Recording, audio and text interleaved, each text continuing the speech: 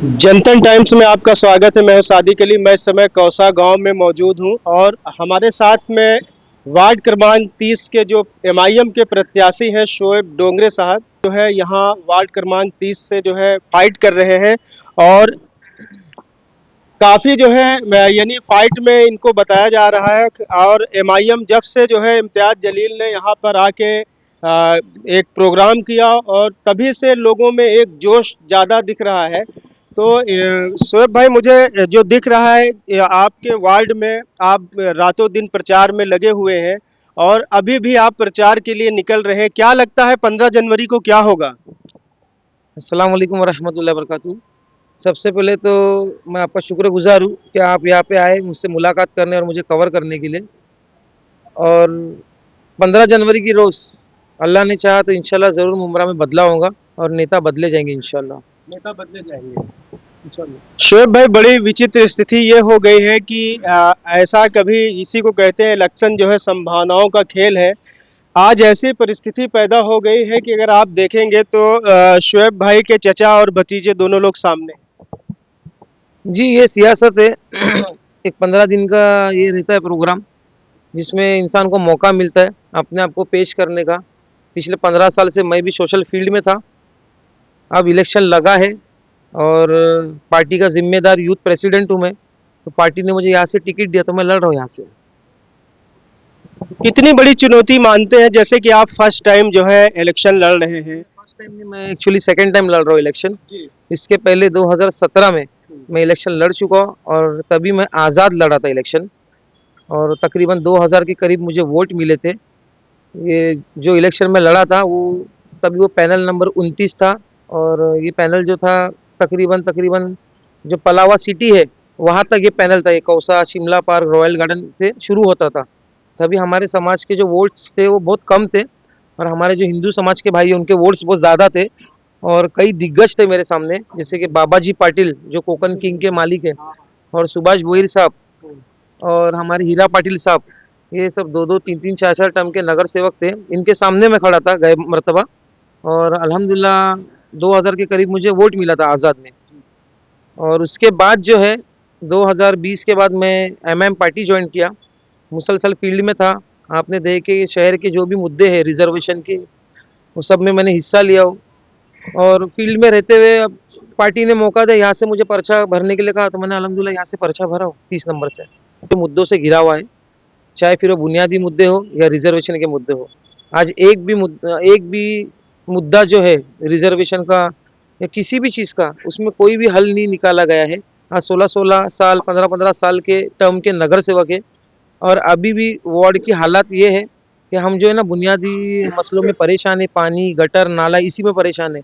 आवाम जो है वो खुद के हक की और रिजर्वेशन की बात ही नहीं कर पा रही है। शोएब भाई, अभी आप युवा हैं और मुझे लगता है कि अगर आपको जो है मुमरा स्टेशन से कौसा आना होता होगा तो ट्रैफिक की कितनी बड़ी समस्या आप देख रहे हैं?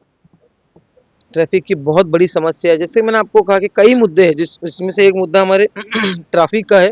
अब ट्रैफिक का मुद्दा इसलिए है क्योंकि हॉकर्स जो है हमारे भाई, वो सब रोड पे बैठे हैं। जबकि हॉकर्स जोन है, हॉकर्स का जो रिजर्व प्लॉट्स है, उनकी मालूमात जो सत्ताधारी नहीं दे रहे। हॉकर्स को उनके रिजर्व प्लॉट्स देना मांगता है, उनको वहाँ पे बिठाने मांगता है। जब हॉकर्स यहाँ से हटेंगे तो मुमरा की ट्रैफिक क्लियर होगी। और एक और चीज़ मैं आपको बताते हुए चलूँ, क्या ये मेरे कान पे बात आई थी कि मैंने सुना था कि किसी ने सवाल किया था, कोई सहाफ़ी ने हमारे आमदार साहब से, कि आप जो है मुमरा में ट्रैफिक सिग्नल नहीं है तो इसके बारे में आपका क्या कहना है। तो उनका बहुत ही अजीब और गरीब जवाब था कि मुमरा के जो लोग हैं वो ट्रैफिक का रूल्स फॉलो नहीं करते। तो मेरा ये सवाल आमदार साहब से कि अगर कोई, आप कौन होते हैं ये बोलने वाले कि मुमरा के लोग ट्रैफिक का रूल्स फॉलो नहीं करते? पहले आप सिग्नल्स तो दो, स्पीड ब्रेकर्स दो बराबर से। आज छोटे छोटे मासूम बच्चे अपने माँ बाप के साथ में स्कूल जा रहे हैं, रोड क्रॉस करने के लिए डर लगती है। आप अभी ये जो वक्त हुआ है 12 बजे के बाद में, आप जाके देखिए रोड पे कितनी ट्रैफिक रहेगी, और शाम के 5 बजे 6 बजे के वक्त में। तो ये ट्रैफिक रूल्स हमारे शहर में क्यों नहीं है? यानी कि सिग्नल वगैरह ये सब, स्पीड ब्रेकर वगैरह, जेब्रा क्रॉसिंग, ये सब क्यों नहीं है हमारे शहर में? शोएब डोंगरे अगर मनपा चुनाव जीतते हैं और नगर सेवक बनते हैं तो उनका पहला क्या ऐसा कंक्रीट कार्य होगा? इंशाल्लाह जीत के आने के बाद में सबसे पहला जो मेरा काम रहेगा वो मैं एजुकेशन पे काम करूँगा, क्योंकि सबसे पहली मेरी कोशिश ये रहेगी इंशाल्लाह कि मैं तालीम अदारे बढ़ाऊँ। आज 15-16 साल, फिर से कहूँगा मैं आपसे, 15-16 साल में एक भी म्युनिसिपल स्कूल बढ़ाई नहीं गई है। हमारे एमएमवली पे आप देखेंगे स्कूल है म्युनिसिपल, वो एक ही स्कूल के अंदर 2 सेक्शन चल रहे हैं, मराठी सेक्शन, मराठी स्कूल भी चल रही है और उर्दू स्कूल भी चल रही है। तो ये जो भेदभाव जो हमारे शहर के साथ में किया गया है, इसे बदलने के लिए हमें सबसे पहले नेता बदलना होगा। ये बुनियादी चीज़ें से तो हमें महरूम रखा है, प्लस रिजर्वेशन भी जो हमारा हक है वो भी हमको नहीं मिला है। तो इस बार मौका मिला है नगर सेवक बदलने का। ये लोकल इलेक्शन है, आपको मौका मिल रहा है आपका लोकल नुमाइंदा चुनने का। मैं गुजारिश करूंगा मेरे सभी मुमरा वासियों से, कौसा वासियों से, कि ये बार बदलाव का मौका है, आप लोग इंशाल्लाह नेता बदलो। शोएब भाई, अभी कुछ ही दिन पहले हमने जो है, जो आपके अपोजिशन में आपके चचा प्रत्याशी हैं, उनसे हमने बात किया तो उन्होंने कहा कि शोएब डोंगरे ने जल्दबाजी कर दी, अगर थोड़ा इंतज़ार करते तो शायद अगले नेता वही होते। मैंने जल्दबाजी की मेरी, मैं आपको बताया कि मैं आज पिछले 15 साल से सोशल फील्ड में हूँ। अगर इस उम्र में मैं कोशिश नहीं करूँगा मेरे शहर की खस्ता हालत देखते हुए, तो मैं कभी करूँगा। नहीं, वो बोल रहे थे जैसे कि परिवार के हैं और हमारे परिवार में और कोई है नहीं, शोएब ही था। तो कहीं ना कहीं आपको ऐसा लगता है कि हमें इलेक्शन नहीं लड़ना चाहिए। आपसे मैंने कहा कि मैं इलेक्शन लड़ चुका हूँ, आज से 9 साल पहले मैं इलेक्शन लड़ा, तब मैं एकदम नौजवान था। आज अल्हम्दुलिल्लाह शऊर है, माशरे के हाल से वाकिफ़ हूँ। तो अब इलेक्शन नहीं लड़ूंगा, शहर की खस्ता हालत देखते हो तो कब लड़ूंगा इलेक्शन। और रही बात आप जिनकी बात कर रहे, आप उनसे पूछना कि आपका ये, आपको 3 टर्म के आप नगर सेवक है, चौथा टर्म आपको फ्री में मिला है। आप उनके वार्ड में जाके देखिए क्या उन्होंने क्या काम किया है, उसके बारे में आप उनसे सवाल कीजिए। हम ये जो नगर सेवक का इलेक्शन लड़ते हैं और जब नगर सेवक बनते हैं तो ये हम हमारे आवाम के लिए कर रहे हैं। ये सेवक है हम किसी के बॉस नहीं है, हम लोगों के सेवक है। लोग हमें वोट देते हैं इस भरोसे और यकीन के साथ में कि ये जो बंदा जिसको हम वोट दे रहे, ये कल हमारे लिए खड़े रहेगा। हमारे जो छोटे मोटे जो मसले हैं, गली कूचे के जो मसले हैं, उसमें ये खड़े रह के सॉल्व करेगा। आप उनसे जाके सवाल कीजिए कि उन्होंने आपको ग्राउंड लेवल पे आपने उनको ग्राउंड लेवल पे कभी काम करते हुए देखा है? आप सवाल कीजिए उनसे। और उनके साथ में मैं आपको एक और बात बता दूं, वो अकेले नगर सेवक नहीं है जिनके सामने मैंने फॉर्म भरा हो, उनके साथ में एक और नगर सेवक है जो उनके साथ में आज से 9 साल पहले जीत के आए थे। ठीक है, अब ये दोनों शायद जफर नुमानी की बात। जी वही हाँ। तो मैं बोल रहा हूँ कि इलेक्शन संभावनाओं का खेल है। कल दोनों लोग साथ में लड़े थे, लेकिन आज एक दूसरे के आमने सामने हैं। ये फिर से 20 तारीख के बाद में एक हो जाएंगे।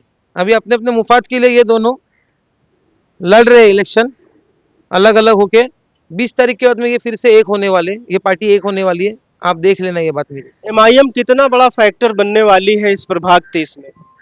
इंशाल्लाह, इंशाल्लाह, इंशाल्लाह बहुत बड़ा फैक्टर बन चुकी है, बनेगी नहीं बन चुकी है। आप देखो आज अल्हम्दुलिल्लाह पूरे प्रभाग 30 में एमआईएम की लहर है, क्योंकि लोग कह रहे हैं कि हमें बदलाव चाहिए, हमें नेता बदलना है।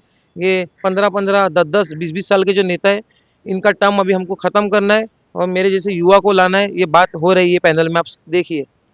आप और शहर शेख अभी करीब करीब बहुत ही युवा है, और जिस तरीके से एग्रेसिव राज पॉलिटिक्स आप कर रहे हैं, तो इससे आपका प्रभाग 30 कितना बदलेगा?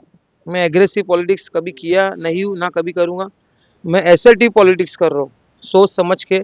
जो लोगों की ज़रूरत है, जो लोगों की रिक्वायरमेंट है चीज़ों को लेके, उसी को देखते हुए मैं अपनी पॉलिटिक्स कर रहा हूँ।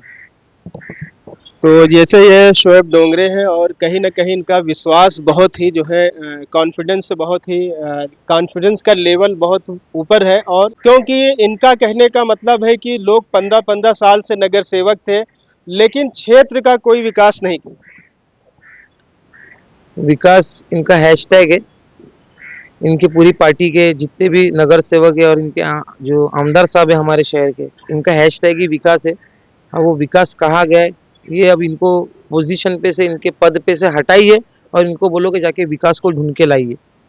क्योंकि ये लोगों ने पब्लिक को पिछले 15 साल से विकास के नाम पे बेवकूफ़ बनाया है।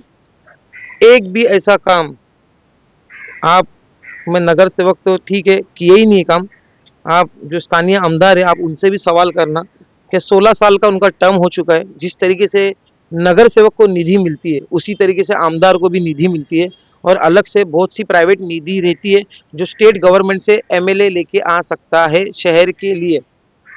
एक ऐसी निधि बताइए जो आमदार साहब ने हमारे मुमरा कोसा को खुद की पर्सनल निधि लगाई है और कुछ काम करके दिया है। आप बात करेंगे अगर रोड की, यूटीडब्ल्यूटी का जो रोड बनाए, ये जो पोल्स लगे हैं पीछे साइड में, एमएम वगैरह साइड में, ये सब म्युनिसिपैलिटी की तरफ से ये किया है। यानी आप कहना चाहते हैं कि ये जो भी विकास गली कूचे नाली का जो भी हुआ है वो नगर सेवक की निधि से हुआ है, आमदार की निधि से नहीं। और क्या, सही बात है ना। और गली कूचे में कौन सा विकास हुआ है? नगर सेवक की निधि से भी जो हुआ है कुछ विकास नहीं हुआ है। आप जाके देखिए, आज गली गलियों में कचरों के अंबार पड़े हैं। अब जब इलेक्शन आन करीब आया तो ये अपने बंदों को भेज के फटाफट कचरा उठा रहे, साफ सफाई दिखा रहे, ब्लॉक्स लगा रहे। तो पिछले 5-6 साल से ये कहाँ थे? अभी इनकी फाइल म्युनिसिपल इलेक्शन लगा है, तो अब इनकी फाइल कैसी पास हो रही है?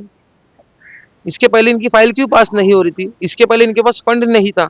अब इनके पास अचानक इलेक्शन आन करीब आने से इनके पास फंड आ गया, ये लोग गली गली में ब्लॉक लगा के दे रहे, और जो दिखावा कर रहे कचरा साफ करने का, नाला साफ करने का। आप मेरे घर में कंपाउंड में आके बैठे, मेरे घर के बाजू में नाला है। ये नाला जो है वो ऊपर जो पीछे पहाड़ है, ये पहाड़ से पूरा कौसा वो साइड का जो गांव है वहां से चरनीपाड़ा से होते हुए, यहाँ से डोंगरे कंपाउंड से होते हुए, ये पलाव कॉम्प्लेक्स से होते हुए, एमएमएलई से होते हुए खाड़ी में जाता है ये नाला। ये सबसे पुराना, सबसे बड़ा नाला है। आप थोड़ा सा आपका कैमरा वहाँ पे घुमाइए और देखिएगा नाले की हाल क्या है। डोंगरे साहब है और मैं इस डोंगरे कंपाउंड में आया था, इनसे खास करके ये चुनाव लड़ रहे हैं तो विकास की बात करने के लिए। तो डोंगरे साहब का कहना है कि कहीं ना कहीं जो ये कदीमी नाला है, यानी पुराना नाला जो पहाड़ से होके आ रहा है जी, ये हाल है। ये नाले अब ये बताइए, बाजू में सब घर है, बिल्डिंग है, हमारे घर में छोटे छोटे बच्चे हैं, क्या वो बीमारी, उनको बीमारी पकड़ेगी या नहीं? हम देख रहे हैं कि इधर बहुत पीसफुल एरिया है और सब बंगले हैं, सब है, लेकिन कहीं ना कहीं ये आपको जो है तकलीफ दे रहा है। सालों से ये हाल है भाई, हम खुद अपने पर्सनल खर्चे से ये साफ कराते हैं। ये नाले के हाल ये है, जी अभी आपको मैं यहाँ से दिखा नहीं सकता हूँ, अगर और आप रोड के उस तरफ से देखोगे तो ये जो दीवार जो है, ये पूरी दीवार में खड्डे हो चुके हैं बड़े बड़े, और ये नाले का पानी बारिश के टाइम पे ये दीवार के अंदर से जी जो ग्राउंड फ्लोर के जितने भी घर है जी जी सबके घरों में पानी जाता है।